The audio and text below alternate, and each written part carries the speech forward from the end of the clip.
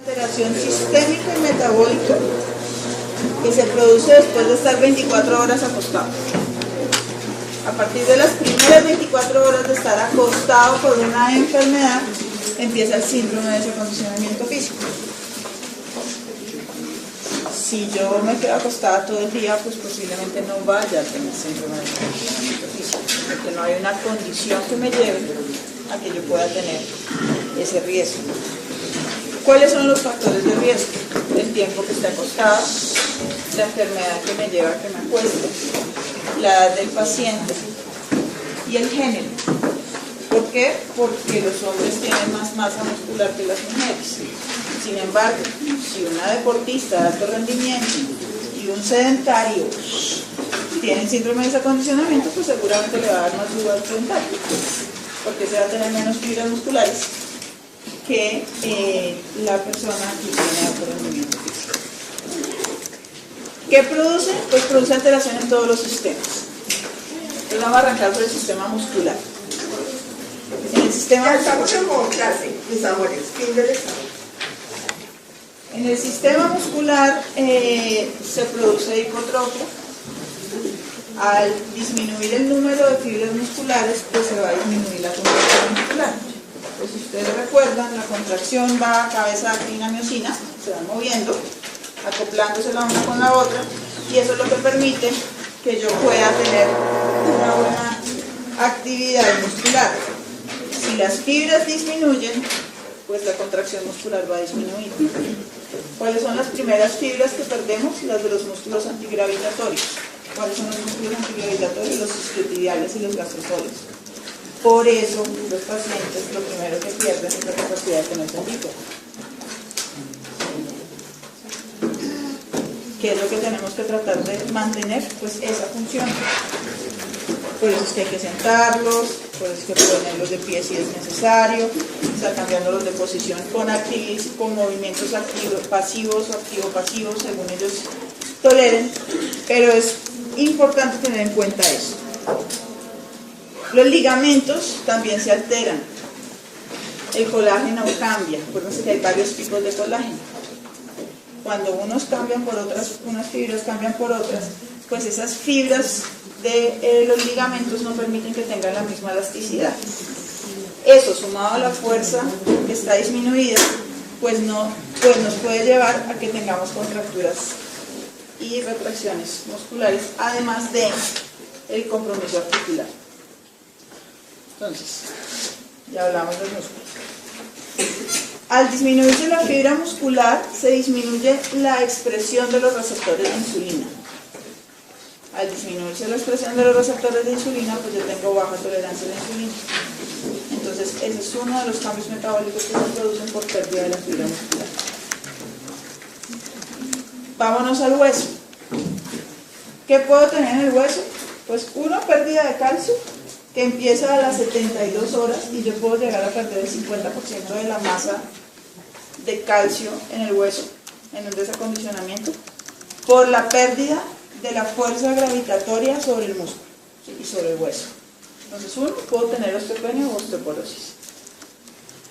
Dos, puedo tener artrosis o puedo tener estructuración de las articulaciones en una posición determinada.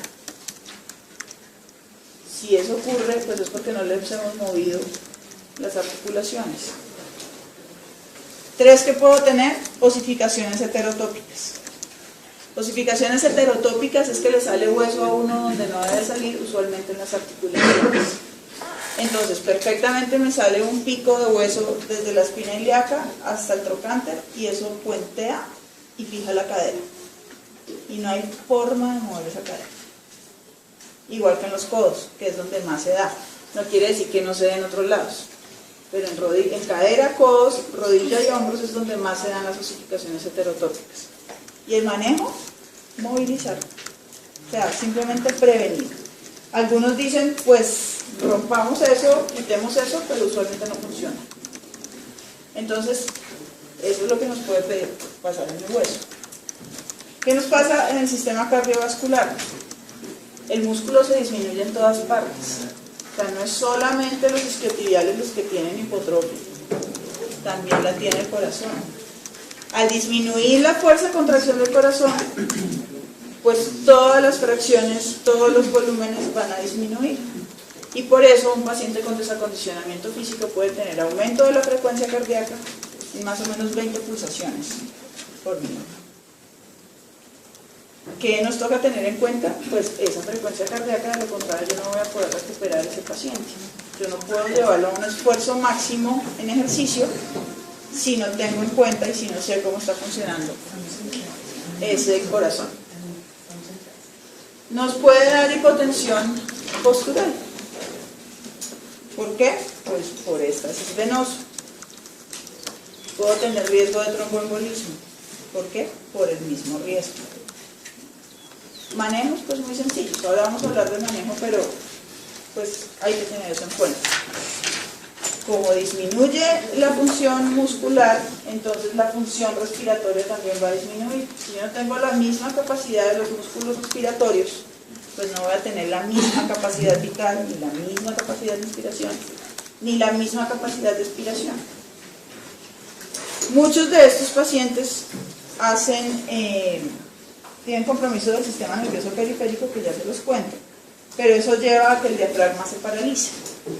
Entonces, al tener el diafragma paralizado, pues tengo todas las complicaciones pulmonares por falta de movilidad del diafragma. Entonces, también se compromete el sistema nervioso central y el sistema nervioso periférico.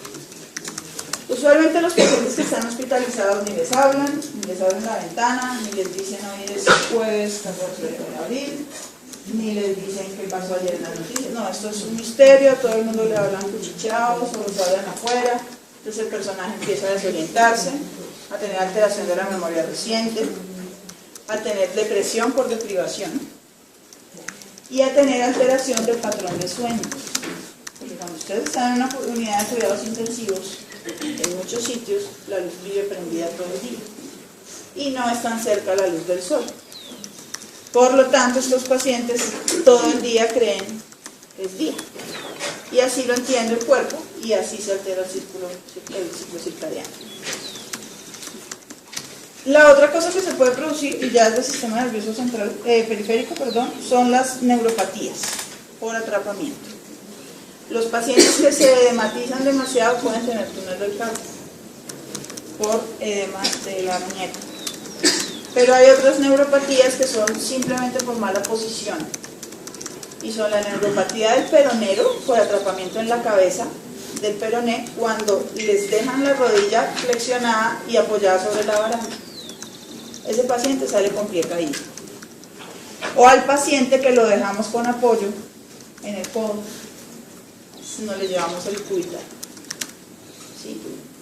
Y hay otra complicación que se llama la polineuropatía del paciente en estado crítico, que es el compromiso, como su nombre lo dice, de varios nervios periféricos, de miembros superiores e inferiores, que por lo general compromete el frénico, que se asocia a intubaciones prolongadas y estados de infección. Entonces, si ustedes tienen un paciente al que no pueden desintubar rápidamente, pídanle una electromiografía. Ese personaje posiblemente, y velocidad de conducción, ese personaje posiblemente tenga una polineuropatía del paciente en estado crítico. Y es muy común. En el sistema genitourinario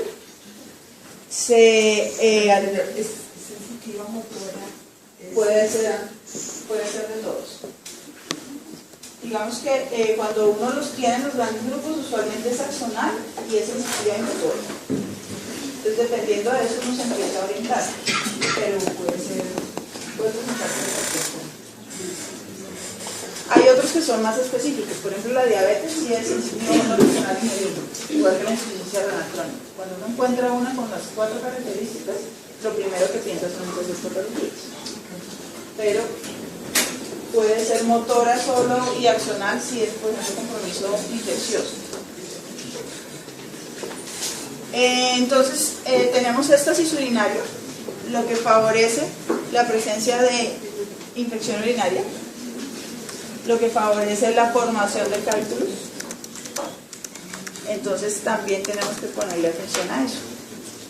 Podemos tener estreñimiento, también por la quietud, básicamente.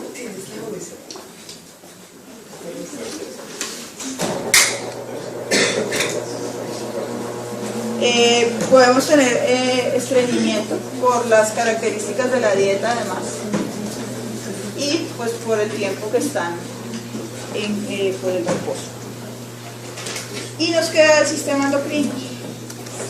Se altera la espermatogénesis, se alteran el fósforo, el calcio, el potasio, los unos suben, los otros bajan, y es muy importante que tengamos también en cuenta esas alteraciones. ¿Qué sistema nos queda? El tegumentario. Acuérdense de las úlceras de presión. No se olviden de revisar el occipucio y las orejas. Sitios de úlceras de presión muy frecuentes que no revisan, que se infectan y que muchas veces, entonces lo que les había dicho, el sistema muscular, el sistema esquelético, el cardiovascular, el respiratorio, el digestivo, que era en el que estábamos, el endocrino, ya habíamos hablado cuando hablé del muscular de la intolerancia a la glucosa, alteración del ritmo circadiano, se disminuye la hormona paratiroidea, hay aumento de la secreción de aldosterona, hay alteración de la producción de la hormona de crecimiento y alteración de la secreción de andrógenos. Y vamos aquí, el sistema tegumentario. Entonces no se olviden de revisar occipucio y orejas. No solamente son talones y trocantes y regiones ciáticas.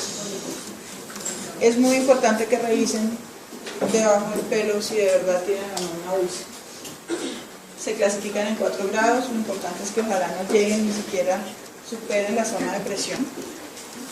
Revisen con frecuencia, los pacientes presentan bursitis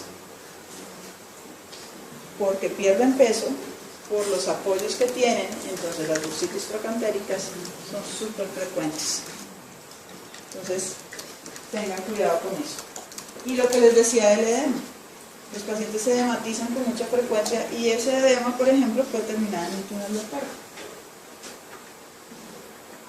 Hay aumento de la excreción de nitrógeno, de calcio, de fósforo, la masa corporal se pierde en más o menos el 2.3%, toda la masa muscular se reemplaza por tejido graso. Entonces, si nosotros no mantenemos ese tejido muscular, difícilmente logramos que el paciente recupere posteriormente. Acuérdense que la recuperación es más o menos el doble del tiempo que estuvo acostado. No en todos, puede ser más, pero el mínimo es el doble del tiempo. Y lo que les decía, hay aumento de la masa grasa. Entonces, ¿qué es lo que pasa? Pues básicamente hay una alteración fisiológica multisistémica. Si yo altero todos los sistemas, pues voy a tener alteración de la funcionalidad.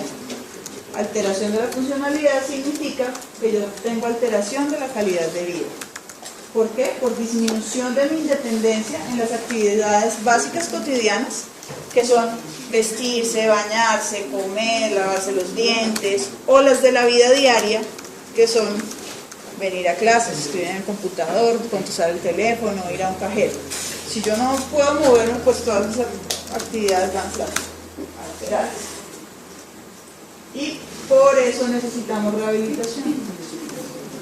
Entonces, si ustedes están en una institución donde hay fisiatra, donde hay terapeutas, pues llámenos. Cuando tan pronto ustedes los hospitalicen y saben que se va a quedar más de 24 horas. Yo no tengo ese acondicionamiento solo en el que está acostado en UCI. A mí también se me desacondicionan las ginecólogas, las de ginecología. Si yo tengo una amenaza de parto y me tienen que acostar desde el 7º mes, después ¿qué músculo voy a tener para poder pujar y sacar a ese muchachito? Pues ninguno. ¿Sí? Entonces hay formas de mantener la función muscular sin que nosotros afectemos y pongamos en riesgo el tiempo que va a estar ese bebé en el útero. Entonces, llamar lo más pronto posible. ¿Cuál es la idea? Que la intervención sea multidisciplinaria. ¿Qué hacemos? Un tratamiento individualizado, porque el desacondicionamiento mío no va a ser igual al de ustedes, así tengamos la misma enfermedad. Hay que tener en cuenta el estado general y el estado médico. hay que tener en cuenta el gasto calórico, porque si yo no le estoy dando un buen aporte calórico y proteico, pues yo no voy tampoco a lograr una recuperación. Y hay que ver cómo está tolerando el programa. ¿Quién nos dice cómo está tolerando el programa? No es la fatiga del paciente, la frecuencia cardíaca. ¿Sí? Nosotros revisamos cuál es la frecuencia cardíaca basal, vemos a cuánto sube en el ejercicio, y según eso hacemos unos cálculos y decimos llevémoslo al tanto por ciento de la frecuencia cardíaca máxima. Como no necesitamos ni hipertrofiarlo ni nada, pues no vamos a subir el 60% inicialmente. Entonces, ¿qué buscamos? Optimizar el estado nutricional, como producir ahora. Prevenir y corregir complicaciones, entonces que no se ulceren, que no se infecten, que no tengan contracturas, que no tengan retracciones, evitar la atrofia muscular y reforzar las unidades motoras que tenemos. Para eso necesito hacer ejercicios. No importa que yo esté sedado, intubado, puedo hacer la actividad pasiva. A medida que el paciente va despertando y va recuperando, pues yo le empiezo a hacer actividad pasiva asistida o activa asistida o activa libre. Prevenir las úlceras de presión, el tromboembolismo, mantener actos de movilidad, estimularlo, entrenarlo y compensar las discapacidades que lleguen a quedar. Si el paciente salió con pie caído, pues yo tengo que ponerle una OTP, me toca reentrenarle la marcha, me toca enseñarle cómo caminar con ese pie caído. Entonces, en ese orden de ideas, si ustedes están solos en su rural o en su ejercicio clínico, ¿cómo hacen una orden médica de qué es lo que deben hacerle a un paciente con desacondicionamiento? ¿Con qué arrancamos? Nutrición, ¿qué le quiere poner? Sí, pues no hablemos de la vía, sino que ¿qué le va a poner? Una dieta ¿cómo? Hiperproteica, ¿qué más? Hipercalórica. Bueno, eso sí depende de... Digamos que hiperproteica, hipercalórica y rica ¿en qué? En fibra y ¿qué más? Si usted no le da esto a la fibra, ¿qué pasa? Exacto, exactamente. Entonces tiene que ser una dieta hiperproteica, hipercalórica, con fibra y rica en líquidos. Si yo no le doy líquidos a la fibra, lo que voy a hacer es exactamente lo contrario de lo que estoy buscando. Acuérdense que la fibra funciona es por el agua. ¿Sí? Entonces, no importa la vía oral, digamos que oral, parenteral, eso se discute según cada paciente, pero la dieta sí debe tener estas características para poder seguir adelante. Muy bien. ¿Qué otra cosa le hacemos?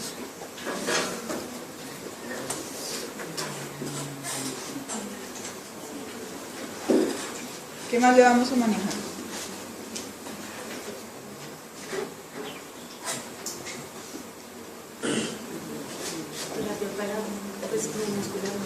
Digamos que en principio ustedes están solos. O sea, este es el ideal si uno tiene todo el equipo, pero están solos y les toca hacer la orden. Entonces...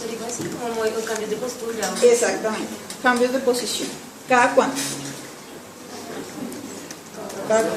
Si estoy en qué posición. ¿Cómo? O sea, si es cada 2 horas, pero si estoy en qué posición. Si estoy sentada, si estoy acostada, si estoy... ¿Cómo? Y si estoy sentada, ¿cada cuánto? Cada 2. Si estoy acostada, yo lo cambio cada 2 horas, pero si yo estoy sentada hay que cambiarlo cada media hora, porque las zonas de presión son diferentes y la gravedad actúa más sobre los puntos de presión. Entonces, si ustedes ven, por ejemplo, personas que están en sillas de ruedas por mucho tiempo, ellos hacen una cosa que se llama push-up. Ellos se levantan, se apoyan sobre los apoyabrazos y levantan la cola. Y ahí se quedan 15 segundos, 30 segundos y vuelven y caen. Ellos eso lo hacen cada 30 minutos. Si quedaron pues bien entrenados e interiorizaron los planes caseros. Si yo lo tengo sentado, tengo que cambiarlo cada 30 minutos. Si está acostado, tengo que cambiarlo cada 2 horas. Esta feria de la almohada, la almohadita para la cabeza, la almohadita para la mano, la almohadita para los pies, eso no funciona. ¿Sí? Esa almohadita favorece más cizallamiento, que favorece zonas de presión y favorece formación de bursitis. ¿Sí? Las armaditas no... alteración sistémica y metabólica que se produce después de estar 24 horas acostado. A partir de las primeras 24 horas de estar acostado por una enfermedad, empieza el síndrome de desacondicionamiento físico. Si yo me quedo acostada todo el día, pues posiblemente no vaya a tener síndrome de desacondicionamiento físico, porque no hay una condición que me lleve a que yo pueda tener ese riesgo. ¿Cuáles son los factores de riesgo? El tiempo que esté acostada, la enfermedad que me lleva a que me acueste, la edad del paciente y el género. ¿Por qué? Porque los hombres tienen más masa muscular que las mujeres. Sin embargo, si una deportista de alto rendimiento pueda tener una buena actividad muscular, si las fibras disminuyen, pues la contracción muscular va a disminuir. ¿Cuáles son las primeras fibras que perdemos? Las de los músculos antigravitatorios. ¿Cuáles son los músculos antigravitatorios? Los isquiotibiales y los gastrosóleos. Por eso, los pacientes lo primero que pierden es la capacidad de tener sentido. ¿Qué es lo que tenemos que tratar de mantener? Pues esa función. Por eso es que hay que sentarlos, por eso es que ponerlos de pie si es necesario, estar cambiándolos de posición con movimientos activo-pasivos o activo-pasivos, según ellos toleren, pero es importante tener en cuenta eso. Y un sedentario tiene síndrome de desacondicionamiento, pues seguramente le va a dar más duro al sedentario, porque se va a tener menos fibras musculares que la persona que tiene alto rendimiento físico. ¿Qué produce? Pues produce alteración en todos los sistemas. Entonces vamos a arrancar por el sistema muscular. En el sistema Ya estamos en modo clase, mis amores, fin del examen. En el sistema muscular se produce hipotrofia. Al disminuir el número de fibras musculares, pues se va a disminuir la contracción muscular. Pues si ustedes recuerdan, la contracción va a cabeza, actina, miocina, se van moviendo, acoplándose la una con la otra, y eso es lo que permite que los ligamentos también se alteran. El colágeno cambia, acuérdense que hay varios tipos de colágeno. Cuando unos cambian por otras, unas fibras cambian por otras, pues esas fibras de los ligamentos no permiten que tengan la misma elasticidad. Eso, sumado a la fuerza que está disminuida, pues nos puede llevar a que tengamos contracturas y retracciones musculares, además de el compromiso articular. Entonces, ya hablamos del músculo. Al disminuirse la fibra muscular, se disminuye la expresión de los receptores de insulina. Al disminuirse la expresión de los receptores de insulina, pues yo tengo baja tolerancia a la insulina. Entonces, ese es uno de los cambios metabólicos que se producen por pérdida de la fibra muscular. Vámonos al hueso. ¿Qué puedo tener en el hueso? Pues una pérdida de calcio que empieza a las 72 horas y yo puedo llegar a perder el 50% de la masa de calcio en el hueso, en el desacondicionamiento, por la pérdida de la fuerza gravitatoria sobre el músculo y sobre el hueso. Entonces, uno, puedo tener osteopenia o osteoporosis. Dos, puedo tener artrosis o puedo tener estructuración de las articulaciones en una posición determinada. Si eso ocurre, pues es porque no les hemos movido las articulaciones. Tres, que puedo tener